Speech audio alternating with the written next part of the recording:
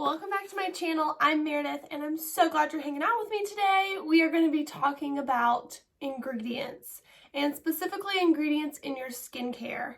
I know there's so much out there and people always talk about be careful what's in your products, but like what are you even supposed to be looking out for? You know, like what are the main things you need to look for that you don't want your products to have in them? I'm going to talk through some big name ingredients, but I'm also going to talk through some parabens, sulfates, things like that that show up on the back of your product that don't just say paraben. They're going to say a specific name. So we're going to kind of talk through those a little bit, and then at the end I'm going to leave a list where you can screenshot it. I'll also put it on my Instagram. If you don't follow me, Meredith_Durham, you should go follow me and you can stay updated with all the skincare things and more, and little tidbits of my life on there. If you don't know, before we dive in, I am a licensed esthetician, so skincare is everything to me. I love it. I love educating you guys on all things skincare. So if you've been interested about how to know what ingredients you should and should not, more specifically should not have in your skincare products, then keep on watching.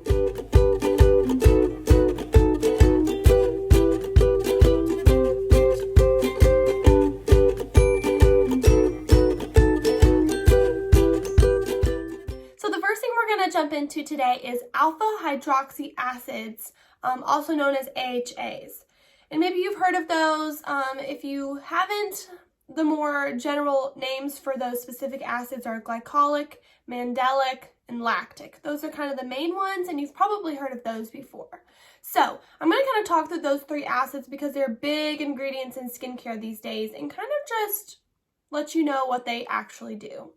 So lactic and mandelic acid are actually pretty good. I'm a big fan of them. They are less damaging to the barrier of the skin. Our skin range is about a 4.5 to 5.5 pH balance. That is normal for our skin. And when we apply products, acidic products, so that's usually about, obviously it's less than 4.5, usually around a 3 on the pH scale, those are considered acidic products, and it changes the pH balance of our skin, which can be harmful if not used correctly. So when you use really acidic products, that's why you'll get a chemical burn. They burn you because it's a really low pH. It's an acid.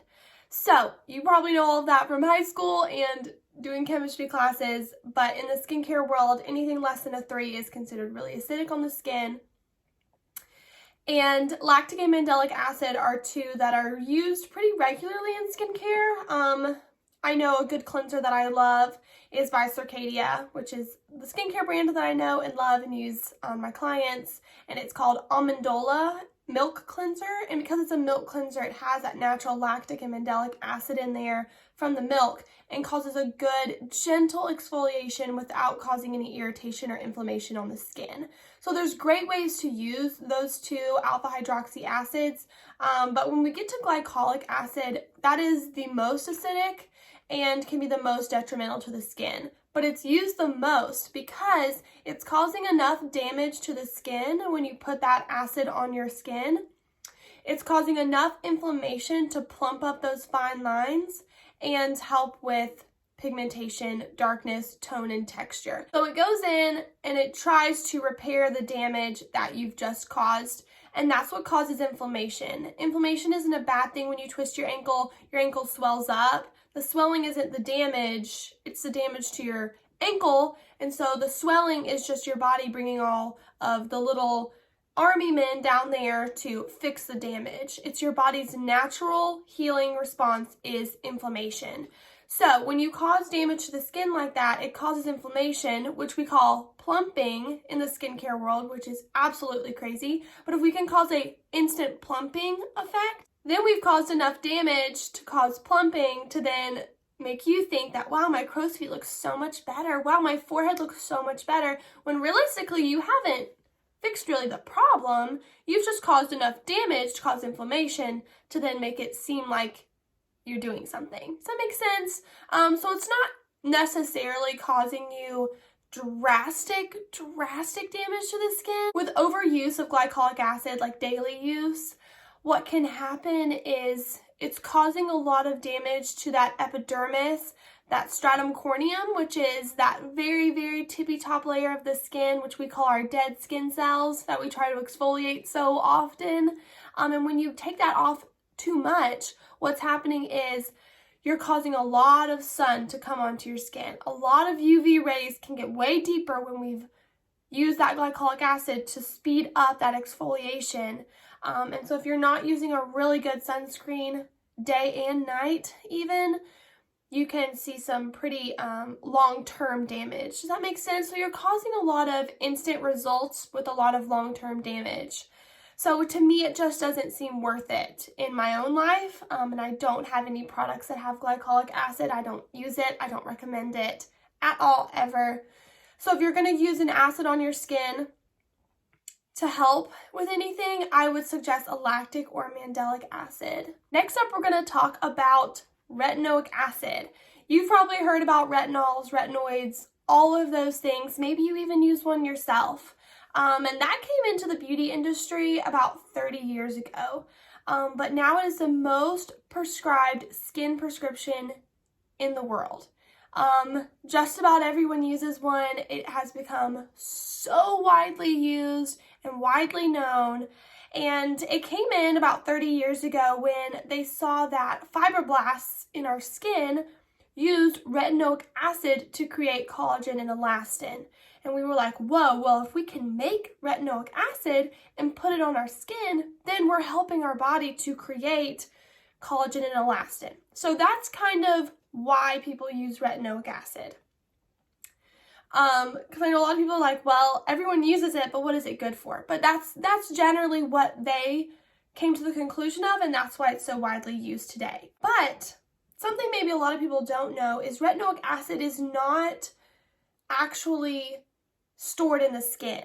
Our body doesn't store retinoic acid, so technically giving it more isn't really doing anything good for the skin.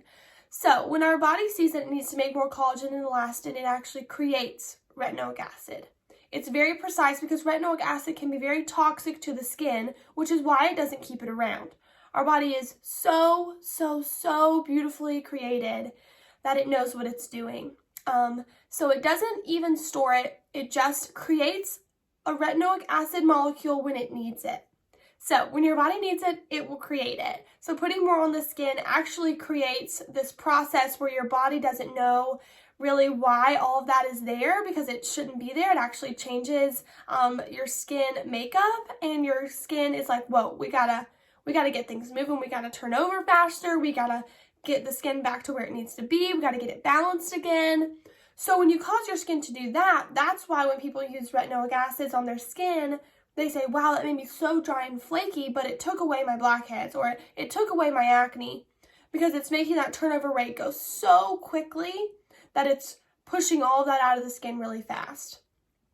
And I think if you've had to use that every once in a while, I don't think it's causing you too much damage, but it is used now as an anti-aging product. As if you put it on now, you're going to help your body to create collagen and elastin, and then that's going to help your fine lines and wrinkles. So people use that a lot on their fine lines and wrinkles right now as preventative skincare. That's kind of how it's marketed, and the science just isn't there. What it's doing is it's actually over time with daily use is thinning your skin out. In 30 years, if people had been using retinoic acid, you would think we would have a ton of people that are just fountain of youth. If it really worked how it says it should work. I think retinoic acids can be used briefly. They can be used occasionally. But I don't think they should be used as an anti-aging preventative skincare. The science just is not there. It's giving you instant results because your body sees it has excess retinoic acid. It says that's a toxin. It shouldn't be here. I didn't ask for it. And so it moves that turnover rate really quickly and causes your skin turnover rate to go really quick, pushes all of that out, and in turn is causing inflammation because there seems to be damage to your skin makeup, so it causes inflammation and makes those fine lines and wrinkles look so plump and full, and they just go away. But you'll have to use it forever. And another main thing that it does, which I could talk about this forever, maybe I should just make a whole video on retinoic acid, but one more tiny thing that is just so important, it actually hinders your body from getting rid of old collagen. So when your body creates collagen to last, and the reason it has to keep producing it is because over time our collagen starts to break down. And as we get older, it breaks down quicker and quicker and quicker. And sadly, that's how we get loss of fullness in our cheeks, under our eyes, and our temples. That starts to break down. In our prime, our skin, once our collagen starts to break down, will produce more collagen and rebuild. So I like to think of it as a house. So if you're going to tear down a house and build another house, once you tear that house down, you have to move that pile of wood, all that debris out of the way, to then build another strong, firm house. If you just tried to build another house on top of a pile of rubble, you wouldn't get a very sturdy, firm house. So when our body stops being able to push the old debris out of the way, old collagen, broken collagen out of the way, the new collagen that it's forming is actually unstable collagen that's not actually going to give you any long-term benefits, because it's actually going to break down quicker because it's not a stable form of collagen. So that's how it's kind of creating that long-term damage. If we can just assist our skin in being healthy and do what it needs to do naturally, then you're going to get way better long-term results. But I've said it 100 times and I'll say it 100 more. Our world today is so set on instant results. It has to be instant satisfaction, instant results. That's why drive-thrus are huge, Uber Eats. I mean, all of those things, we need it instant. We have to have it now. We have Amazon Prime. Everything has to be now. No one can wait. No one can have long-term wait at all. It has to be now. And that's kind of where we've come to in the skincare world. If we can create instant results, no one even questions the long-term damage it could be causing, because, well, right now it looks great, so if I just keep doing this forever, it'll be fine. Which in reality just is not true. This video is already getting so long. I may just have to do a part 2. So I think I'm just going to skip straight to parabens, sulfates, all the junk we see in our products. I wanted to talk through those first 2 things, alpha hydroxy acids and retinoids, because I just feel like those are 2 huge things in the skincare world these days that the long-term damages of those are not talked about enough, and I just wanted to touch on those, which I know I touched on them for quite a minute, but now we're going to move into actual products you see, actual ingredients you see on the backs of your products that are very toxic to your body. First one I want to kind of touch on is a big one in the world today. It's called sodium lauryl sulfate, and I'll put that here. It is huge. It's used in toothpaste, hand soap, body wash, detergent. It's known as an effective cleaner, but also used in face washes. So this is the main ingredient I ask people to look out for when they're buying a face wash, is to see if it has this sodium lauryl sulfate in there. If your product says that it's sulfate free, you should be good to go. But this sulfate is known as an effective cleaner, and if you look it up on Google, they'll tell you all the studies that have shown that it has very safe for the skin. It's very good in low doses. They even put it in toothpaste, so you're ingesting that in your body. Anyways, you should not be ingesting sulfates. You should not be putting sulfates on your face. You should not be putting it on your skin, and you should not be putting it on your hair, much less ingesting it. The main reason that it's in ingredients, which when you think about how toxic a product can be, you think, well, why would they even use it? Well, it's known as a very effective way to strip the skin and really provide a deep cleanse and clean out the pores. So it's really widely used in a lot of acne cleansers and a lot of really more harsh products like that. So definitely if you're buying products from Walmart, Target, Ulta, Sephora, anything like that, definitely any product really, please look and see if it has this in there. It can be a large irritant. Ingested can irritate the body internally, but externally can irritate the body outwardly as well. can cause a lot of inflammation and can really overstrip. When it overstrips the skin, like we talked about earlier, the pH balance of your skin should be between 4.5 and 5.5.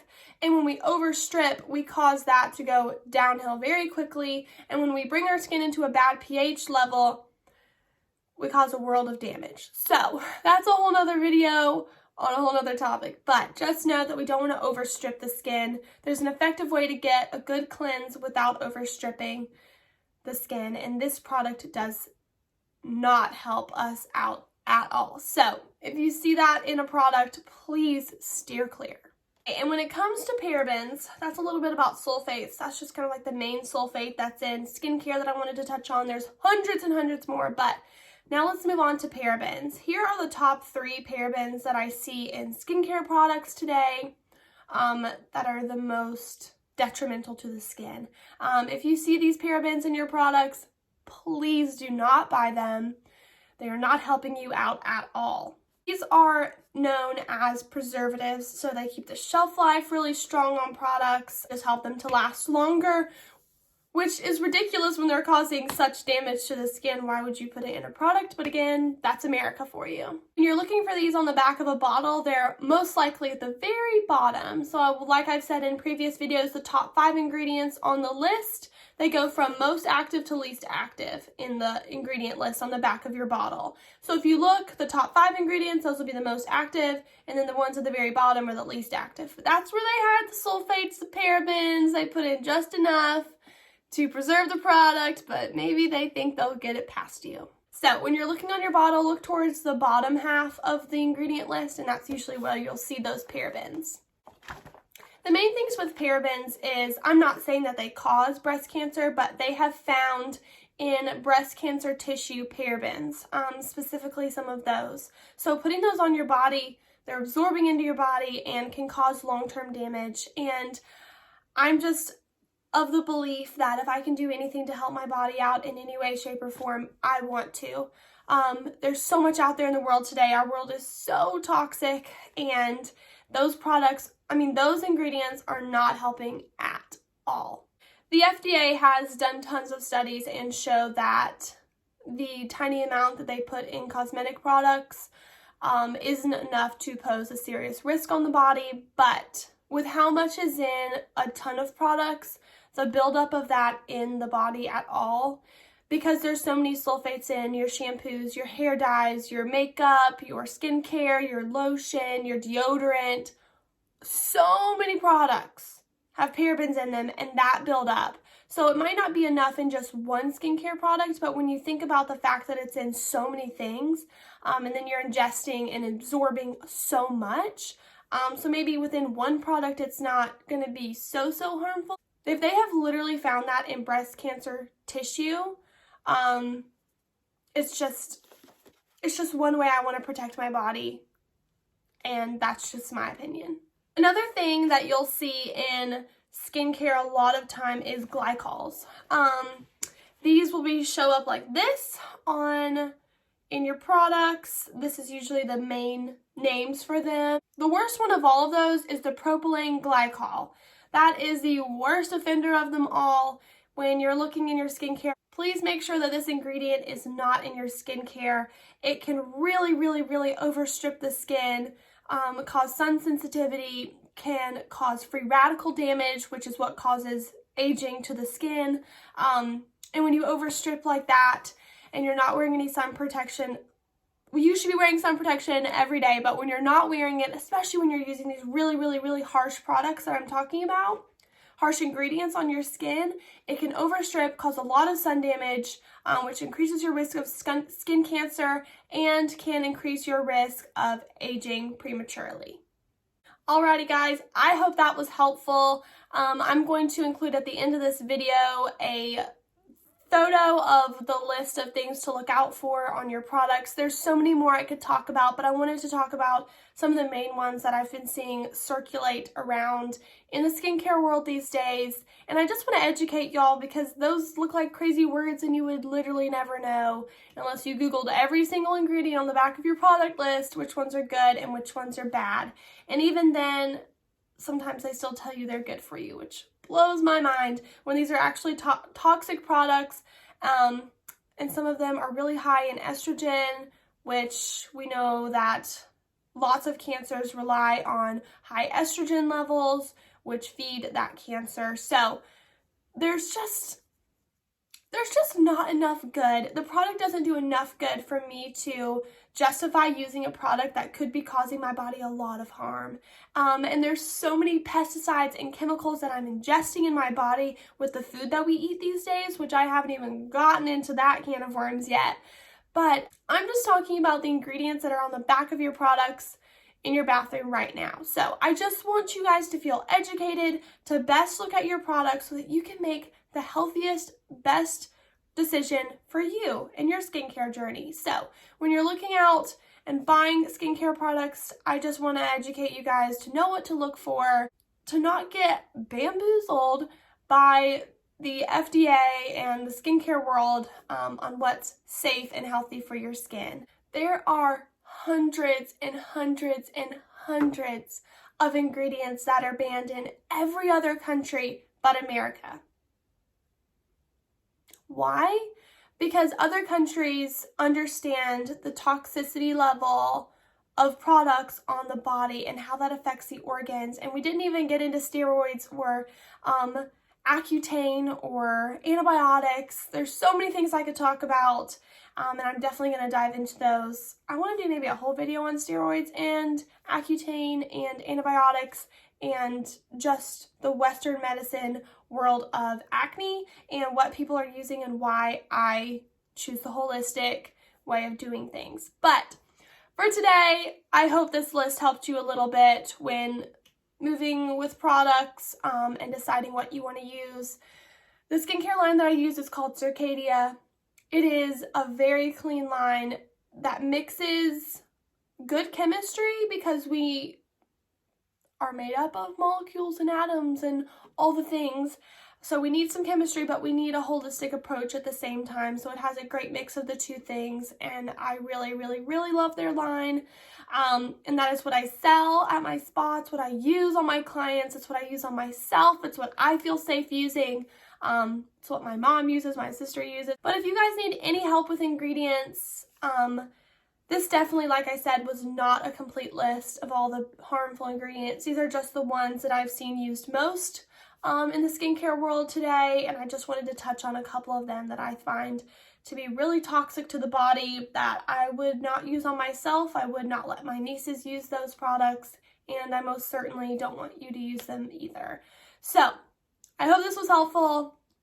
There'll be a part 2, probably a 3, 4, 5. I don't know why this isn't talked about more. It breaks my heart that every other country has banned so many products and America just freely lets in all of our products.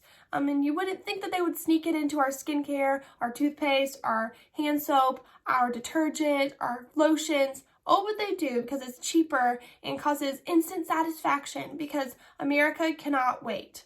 We are an impatient society and no one cares about the long-term benefits when they can get instant results, baby. So I just hope this was helpful. I hope it educated you. I hope that you feel better prepared to look at your products because I just want to help in any way that I can because like I've said, skincare is freaking hard. Trying to be healthy and health conscious and look at the world in a non-toxic way these days is really, really hard. If you need anything, please DM me, comment down below. I love y'all. Thanks for supporting me, and I will see you guys next week.